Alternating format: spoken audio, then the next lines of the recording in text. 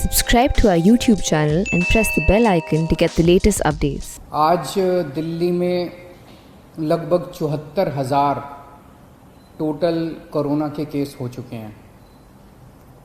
74,000 काफ़ी केसेस हैं, लेकिन इसको अगर हम थोड़ा समझने की कोशिश करें तो मैं यही कहूँगा कि अभी स्थिति काबू में है। चिंता की बात है, लेकिन घबराने की बात नहीं है। कुछ दिन पहले तक हम लोग लगभग 5 से 6 हज़ार टेस्ट रोज़ किया करते थे। जब हम 5 से 6 हज़ार टेस्ट रोज़ कर रहे थे तो 2 से 2.5 हज़ार केस रोज आते थे पॉजिटिव। हमने टेस्ट की संख्या बढ़ा के 18,000 कर दी। पिछले कुछ दिनों से 18 से 20 हज़ार टेस्ट रोज़ हो रहे हैं, तो 3 गुना हमने टेस्ट की संख्या बढ़ा के कर दी।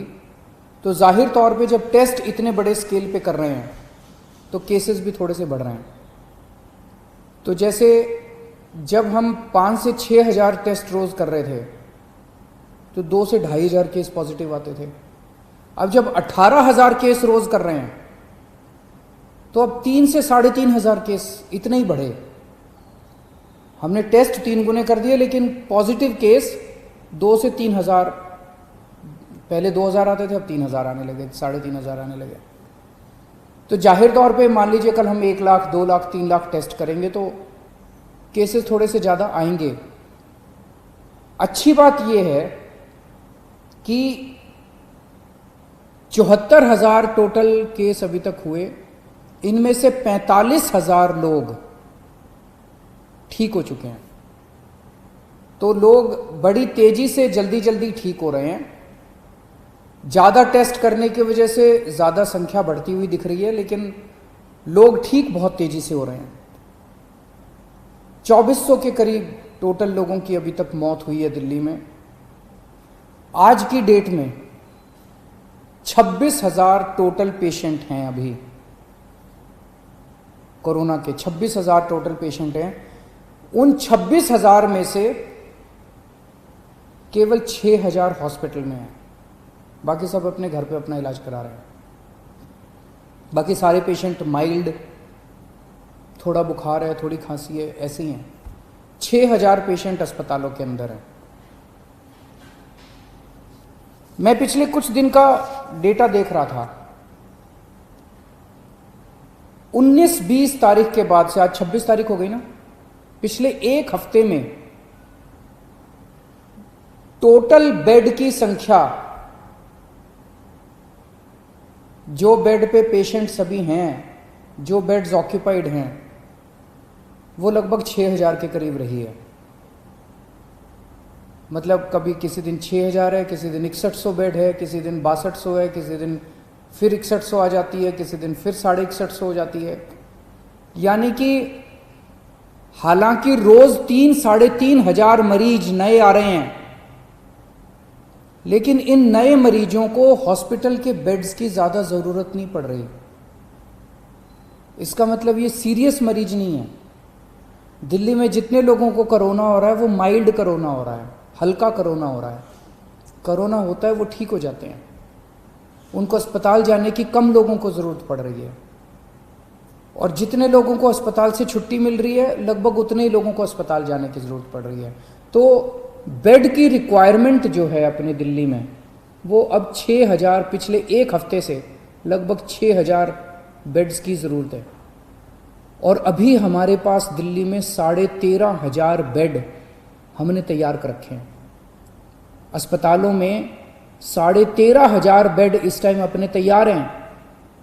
उसमें से 7,500 बेड खाली हैं और केवल 6,000 बेड पे पेशेंट हैं। और ये 6,000 बेड पिछले एक हफ्ते से लगातार कांस्टेंट आ रहा है।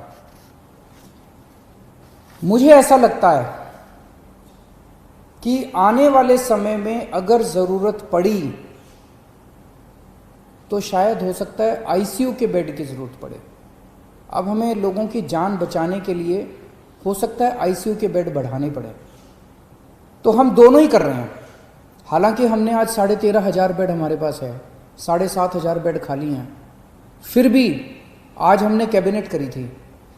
कैबिनेट में हमने बुराड़ी के अस्पताल में 450 बेड और बढ़ाने की परमिशन दे दी, उसका पैसा सैंक्शन कर दिया। दिल्ली के बैंक्वेट हॉल्स के अंदर, अभी आप लोगों ने अखबारों में पढ़ा होगा, मैं परसों गया था, LNJP हॉस्पिटल के सामने एक बैंक्वेट हॉल है, उस बैंक्वेट हॉल के अंदर 100 बेड का हमने इंतजाम किया है। ऐसे दिल्ली के जगह जगह बैंक्वेट हॉल्स के अंदर हम बैंक्वेट हॉल को अस्पताल के साथ जोड़ देंगे। उस बैंक्वेट हॉल में हम बेड, दिल्ली के कई सारे बैंक्वेट हॉल्स में बेड्स का इंतजाम कर रहे हैं। तो हम हाथ पे हाथ धर के नहीं बैठे। जैसा मैंने कहा, पिछले एक हफ्ते में 6,000 बेड से ज़्यादा की ज़रूरत नहीं पड़ रही। आज हमारे पास 13,500 बेड है, फिर भी कल के लिए हम तैयारी कर रहे हैं, परसों के लिए तैयारी कर रहे हैं। अगर बाई चांस ज़्यादा ज़रूरत पड़ती है तो हम उसकी तैयारी कर रहे हैं। बीच में कुछ दिन ऐसे थे, जून के महीने के पहले हफ्ते में, जब थोड़ी सी पूरे दिल्ली के अंदर बेड की कमी हुई थी, मेरे पास भी खूब फ़ोन आते थे। रात रात भर में लोगों के फ़ोन अटेंड करता था, उनके लिए बेड का इंतज़ाम करता था, इस अस्पताल में, उस अस्पताल में। अब स्थिति कंट्रोल में है। अब काफ़ी होटलों के अंदर हमने पिछले 10 दिन में लगभग 3,500 बेड्स का इंतजाम किया होटलों के अंदर, उनको हमने अस्पतालों से अटैच कर दिया। इस वजह से बेड्स इतने बढ़ गए हैं। और अब आने वाले टाइम में बैंक्वेट हॉल में बेड्स लेंगे, बुराड़ी अस्पताल तैयार हो जाएगा, और भी कई सारे स्टेप्स उठा रहे हैं। साथ में ICU के अंदर बेड्स बढ़ा रहे हैं, GTB हॉस्पिटल में, राजीव गांधी हॉस्पिटल में और LNJP में। इन तीनों के अंदर ICU के बेड्स की बहुत बड़े स्तर के ऊपर हम मात्रा बढ़ाने जा रहे हैं, ताकि अगर सीरियस मरीजों को ज़रूरत पड़े तो उसकी हमारी तैयारी होनी चाहिए। मौत के अंदर कोरोना से लोग, अगर कोरोना, पहली बात तो भगवान करे कोरोना हो ही ना आपको, अगर कोरोना हो भी जाए तो आप सही सलामत ठीक हो जाएं। कोरोना की वजह से मौत नहीं होनी चाहिए। उसे रोकने के लिए, उसे कम करने के लिए हमने 2 बहुत महत्वपूर्ण कदम उठाए हैं। एक तो है प्लाज्मा थेरेपी। आपने सुना होगा, कुछ दिन पहले मैं प्लाज्मा थेरेपी का जिक्र किया करता था। दिल्ली पहला राज्य था पूरे देश में जहां प्लाज्मा थेरेपी को हम लोगों ने बड़े उत्साह के साथ शुरू किया। हमने इसके ट्रायल किए, LNJP अस्पताल में इसके ट्रायल हुए। 29 केसेस के ऊपर ट्रायल किए गए और उनके नतीजे बहुत अच्छे आए। उन नतीजों को फिर हमने केंद्र सरकार में सबमिट किया। अब हमें 200 और पेशेंट्स के ऊपर प्लाज्मा थेरेपी करने की इजाज़त मिली है। तो सरकारी अस्पतालों में LNJP और राजीव गांधी अस्पताल में प्लाज्मा थेरेपी की इजाज़त मिली है, और इसके बाद कई सारे प्राइवेट हॉस्पिटल्स ने भी प्लाज्मा थेरेपी की इजाज़त ले ली है। कई सारे प्राइवेट हॉस्पिटल्स भी इस टाइम प्लाज्मा थेरेपी कर रहे हैं। इसके नतीजे ये दिखाते हैं कि अगर कोई मॉडरेट पेशेंट है, अगर कोई बहुत सीवियर पेशेंट है, वेंटिलेटर पे है, मल्टी ऑर्गन फेलियर हो चुका है, ऐसे पेशेंट्स को तो शायद प्लाज्मा थेरेपी से बचा पाना मुश्किल हो। लेकिन जो लोग अभी, जिनकी हालत ज़्यादा बिगड़ी नहीं है, उनको अगर दिया जाए तो उनकी हालत को आगे बिगड़ने से रोका जा सकता है इससे। ऐसा अभी तक के नतीजों ने दिखाया है। तो प्लाज्मा थेरेपी के ज़रिए हमारी उम्मीद है कि हम मौत को कम करने में शायद सफल हो पाएँ। LNJP अस्पताल के नतीजे ये दिखाते हैं। LNJP अस्पताल में पहले डेली जितनी मौत होती थी, आज उससे आधी से भी कम हो गई हैं पिछले कुछ दिनों में, जब से प्लाज्मा थेरेपी शुरू किया। तो हमें उम्मीद है कि आने वाले समय में इससे हम इसको कम कर पाएंगे। दूसरी चीज़, कोरोना में सबसे ज़्यादा परेशानी होती है कि मरीज का ऑक्सीजन का लेवल अचानक कम हो जाता है। एक आम आदमी का ऑक्सीजन का लेवल 95 होना चाहिए। अगर ये 90 से कम हो जाए तो ये खतरा माना जाता है। 85 से कम हो जाए तो बहुत सीरियस माना जाता है।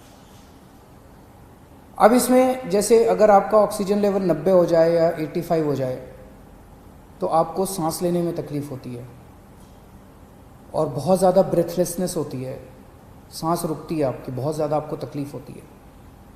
लेकिन कुछ पेशेंट्स ऐसे भी हैं इस बीमारी में जिसमें ये देखा गया कि ऑक्सीजन का लेवल बहुत कम हो गया लेकिन कोई सिम्टम्स ही नहीं है और अचानक फिर ड्रॉप हो जाता है और अचानक उसकी मौत हो जाती है।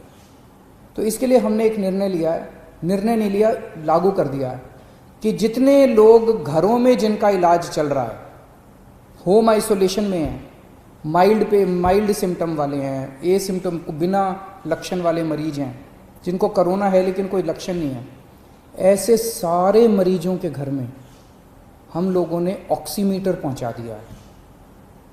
हो सकता है कुछ एक बच्चे हों लेकिन लगभग सारे, मेरे को बताया गया कि लगभग सारे मरीजों के घर में ऑक्सीमीटर हम लोगों ने पहुंचा दिया।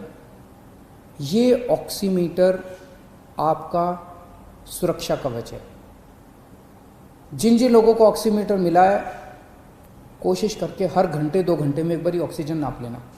बड़ी आसान होता है, उंगली में लगा के आप ऑक्सीजन आधे मिनट में नाप सकते हो। अगर आपका ऑक्सीजन लेवल 94 के नीचे आ जाए, आप तुरंत हमें फ़ोन कर देना, आपके घर पे ऑक्सीजन इमरजेंसी में भिजवा देंगे और ज़रूरत पड़ेगी तो आपको अस्पताल में एडमिट कर देंगे। तो ये ऑक्सीमीटर आपका सुरक्षा कवच है। आप अगर ऑक्सीजन अपनी नापते रहोगे तो उम्मीद करते हैं कि फिर आप ठीक रहोगे। मैंने कल एक मरीज हैं जिनका घर में इलाज चल रहा है, कानन साहब, उनसे फ़ोन पे बात की थी मैंने। उनसे मैंने पूछा कि ऑक्सीमीटर मिल गया, वो उनको मिल गया, वो कह रहे हैं बहुत खुश हैं वो। मैं एक बार ही आपको वो वाली उनसे जो मेरी बातचीत हुई वो मैं सुनाना चाहता हूँ। हेलो, हाँ कनन साहब। हाँ सर। हाँ, अरविंद केजरीवाल बोल रहा हूँ, कैसे हैं? नमस्ते सर, बिल्कुल ठीक हूँ सर। बिल्कुल ठीक है। कोरोना है हाँ ना सर। आपको? हाँ कोरोना है सर, पर अभी बिल्कुल ठीक हूँ, कोई प्रॉब्लम नहीं है सर। मैं कोई सिम्टम नहीं है? नहीं है सर। हाँ तो इसमें कोरोना में ना एक चीज सबसे ज्यादा ध्यान रखनी पड़ती है, वो है ऑक्सीजन लेवल। तो जैसे अपना ऑक्सीजन सैचुरेशन लेवल 95 होना चाहिए, ओके। लेकिन अगर ये 95 से नीचे आता है, 90 से नीचे चला जाता है तो थोड़ा प्रॉब्लम होती है, खतरनाक हो जाता है। ओके 85 से और नीचे चला जाए तो और खतरनाक, बहुत ज्यादा खतरनाक हो जाता है। ओके। और इसमें कभी कभी पेशेंट्स को वैसे तो ऑक्सीजन लेवल नीचे जाता है तो ब्रेथलेसनेस होती है, सांस लेने में तकलीफ होती है, लेकिन ये बीमारी ऐसी है जिसमें कभी कभी पता ही नहीं चलता और कोई सिम्टम नहीं आते और ऑक्सीजन लेवल नीचे हो जाता है। Okay sir. इसीलिए आप सब लोगों को हमने ये ऑक्सीजन मीटर, पल्स मीटर भेजा है। मिल गया आपको? हाँ सर, मिल गया सर हमको। नाप रहे हैं ना आप अपना ऑक्सीजन? बिल्कुल। हर 2-2 घंटे में नाप लिया करो, इसमें अचानक कई बार गिर जाता है ऑक्सीजन। ओके सर, तो ओके सर। कितना है अभी आपका ऑक्सीजन लेवल? मेरा जो है 97 के ऊपर है सर, 97-60 ऐसा है सर। 97.6 है, बहुत अच्छा है। घर में कौन कौन है आपके? सर मम्मी है और वाइफ है, 2 बच्चे हैं सर। सबके आप अलग कमरे में रह रहे हो ना? हाँ जी हाँ जी हाँ तो जी। उनको तो नहीं होना चाहिए बिल्कुल। बिल्कुल सर, बिल्कुल। और खासकर मम्मी का ख्याल रखना, क्योंकि वो बुजुर्ग है ना, उनको हाँ। होने के चांसेस रहते हैं। ठीक है सर। और दिल्ली गवर्नमेंट से फोन आता है डेली आपको गाइड करने के लिए? रोज आता है सर मेरे को। रोज फोन आता है? अच्छा, वेरी गुड वेरी गुड। भगवान आपका भला करे, आप जल्दी ठीक हो, जल्दी स्वस्थ हो, ऐसी मैं कामना करता हूँ। हाँ sir, thank you sir, thank you. आपने मुझसे बात किया, मुझे बड़ा अच्छा लगा सर। थैंक यू कानन साहब। बाय। हेलो। हाँ, तो आप लोगों ने बातचीत सुनी कानन साहब से। इस तरह के ढेरों मरीज हैं, जो हज़ारों मरीज हैं जो अभी तक घर में ठीक हो चुके हैं और जिनका अभी घर में इलाज चल रहा है, उनकी भी सेफ्टी के लिए हम कदम उठा रहे हैं और जो अस्पताल में आ रहे हैं उनकी भी इलाज के लिए कदम उठा रहे हैं। तो जो लोग बीमार हैं, भगवान से प्रार्थना करता हूँ जल्दी स्वस्थ हों, और जो लोग बीमार नहीं हैं, भगवान से प्रार्थना करता हूँ कि उनको कोरोना बिल्कुल ना हो। शुक्रिया।